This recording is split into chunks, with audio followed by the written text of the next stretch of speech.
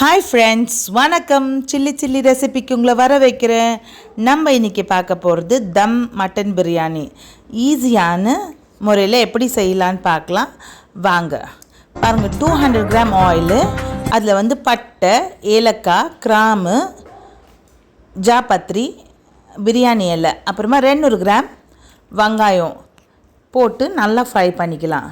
அதுக்கப்புறம் ஒரு குக்கரில் எண்ணெய் 1 டீஸ்பூனு, 1 டீஸ்பூன் இஞ்சி பூண்டு பேஸ்ட்டு, மட்டன் நல்லா கழுவி வச்சுருக்கிற சுத்தம் பண்ணி வச்சுருக்கிற மட்டனு, கொஞ்சம் மஞ்சள் தூள் போட்டு உப்பு போட்டு அதை நல்லா பெரட்டி கொஞ்சம் தண்ணி விட்டு ஒரு 3 விசிலு விட்டு எடுத்துக்கலாம். இப்போ நம்ம வெங்காயம் வச்சுருக்குறோம், பார்க்கலாம். பாருங்கள், வெங்காயம் ஃப்ரை ஆயின் இருக்குது. பாருங்கள், இந்த பக்கம் விசில் ஆயின் இருக்குது, இந்த பக்கம் வெங்காயம் ஃப்ரை ஆயின் இருக்குது. பாருங்கள், ப்ரௌனிஷாக ஆகிடுச்சு வெங்காயம். அதில் 1 டீஸ்பூன் இஞ்சி பேஸ்ட்டு, ஃபஸ்ட்டு இஞ்சி பேஸ்ட் போட்டுங்க 1 டீஸ்பூன். அதுக்கப்புறம் பூண்டு பேஸ்ட்டு 1 டீஸ்பூன்.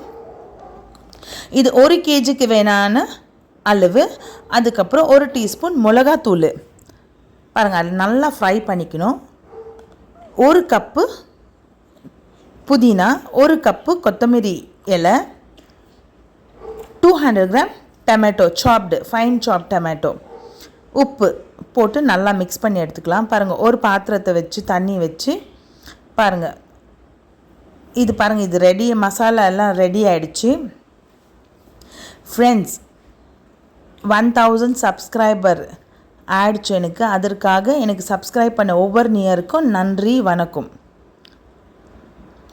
பாருங்கள், இப்போ 200 கிராம் கேர்டு ஊற்றிட்டேன். பாருங்கள், மட்டன் வெந்துடுச்சு. பாருங்கள், சூப்பராக வெந்துடுச்சு மட்டனு.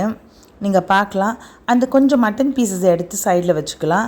பாருங்கள், இப்போ அந்த சூப்பும் அந்த மட்டனும் இதில் ஆட் பண்ணிக்கலாம். பாருங்கள், இது நல்லா கொஞ்சம் அந்த மசாலையோடு கூட சேர்த்து ஒரு 5 மினிட்ஸ் விடலாம். பாருங்கள், அதுக்குள்ளே இந்த அரிசி கொதிக்கட்டும்.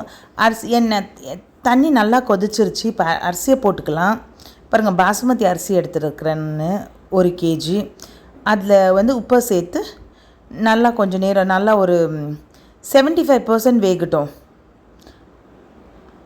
நெட் அரிசின்னு சொல்லுவாங்க.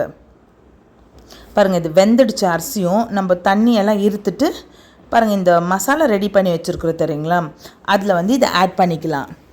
பாருங்கள், இது நல்லா ஆட் பண்ணியிருக்கிறோம். எல்லா ரைஸும் ஆட் பண்ணி கொஞ்சம் மேலாக இப்படி நீவி விட்டுட்டாத்த நம்ம மூடி போட்டுடலாம். கொஞ்சம் தண்ணி சேர்த்துக்கோங்க. இல்லை உங்களுக்கு அந்த மசாலாலே தண்ணி இருந்துச்சுனாலும் பரவாயில்ல, இல்லைனா கொஞ்சம் தண்ணி சேர்த்துக்கோங்க.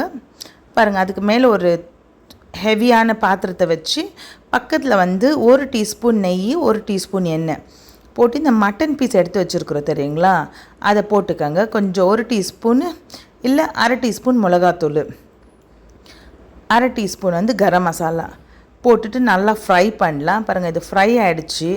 நல்லா சைடில் எடுத்துக்கலாம். பாருங்கள், இது நம்ம என்ன பண்ண போகிறோம்னு சொல்லிட்டு நீங்கள் யோசிச்சுன்னு இருப்பீங்க.